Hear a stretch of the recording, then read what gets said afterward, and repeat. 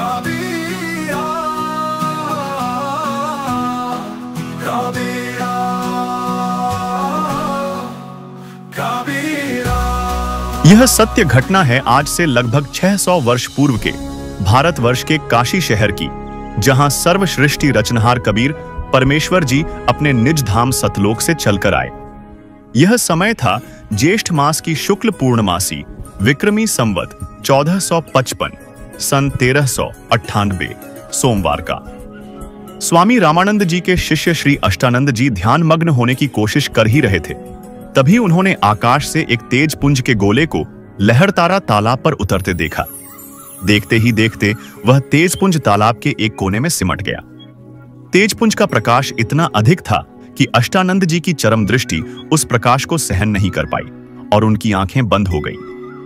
जिस प्रकार सूर्य के अत्यधिक प्रकाश को मानव चरम दृष्टि सहन नहीं कर पाती और आंखें बंद हो जाती है, परंतु आंखें बंद होने पर सूर्य का आकार दिखाई देता है, ठीक उसी प्रकार जब अष्टानंद जी ने आंखें बंद करके खोली तो उन्हें एक बालक का आकार दिखाई दिया। अष्टानंद जी के साथ हुई इस घटना के समाधान के लिए वे अपने गुरुदेव स्वामी रामानंद जी के आश्रम गए। इधर लहरतारा तालाब में सर्वश्रेष्ठी रचनहार कबीर परमेश्वर जी कमल के फूल पर बालक रूप में विराजमान थे। वहीं दूसरी ओर काशी के जुलाहा बस्ती में रहने वाले निसंतान दंपत्ति नीरू और नीमा, जो कि इसी जन्म में पूर्व में ब्राह्मण थे, प्रतिदिन की भांति लहरतारा तालाब में स्नान करने जा रहे थे। नीमा संतान के अभाव में दुखी होते हुए भगवान शंकर को याद करते हुए जा रही थी और भगवान शंकर से संतान प्राप्ति की प्रार्थना कर रही थी। प्रार्थना करते करते नीमा फूट फूट कर रोने लगी। नीरू उसे समझा रहा था कि नीमा, आप संतान के दुख में रो रोकर अपनी आंखें खराब मत करो। अगर हमारे भाग्य में संतान होती तो भगवान हमें पहले ही दे देते। इस प्रकार नीरू नीमा को सांत्वना दे रहा था। कुछ ही देर में दोनों लहरतारा तालाब पर पहुंच गए। तालाब पर पहले नीमा ने स्नान किया, फिर नीरू स्नान करने के लिए तालाब में उतर गया। उसी समय नीमा स्नान के पश्चात कपड़ों को धुलने के लिए तालाब पर गई। जब नीमा कपड़े धो रही थी, उसने देखा कि तालाब में कमल के फूल पर कोई वस्तु हिल रही है। नीमा ने सोचा कि कोई सर्प तो नहीं जो अपने फन को हिला रहा है। ध्यान से देखने पर उसे पता चला कि यह तो कोई बालक है।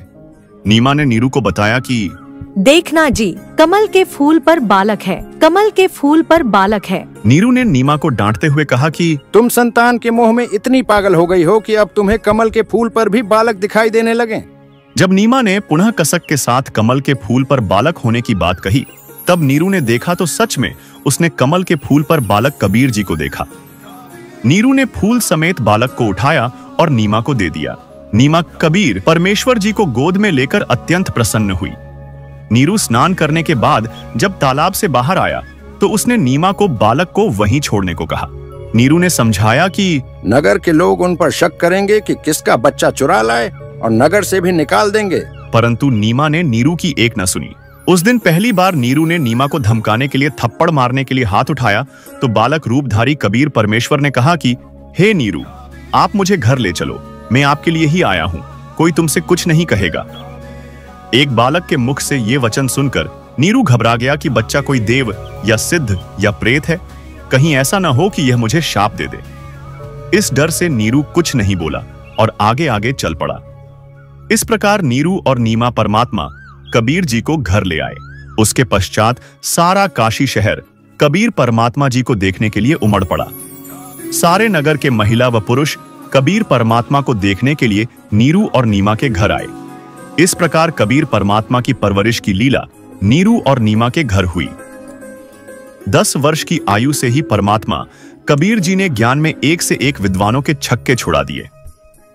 कबीर परमात्मा जी ने 120 वर्ष तक इस धरा पर रहकर अपने तत्व ज्ञान का प्रचार किया, जिसमें परमात्मा ने अपनी अनेकों आत्माओं को शरण में लिया तथा उन्हें विभिन्न लाभ प्रदान किए।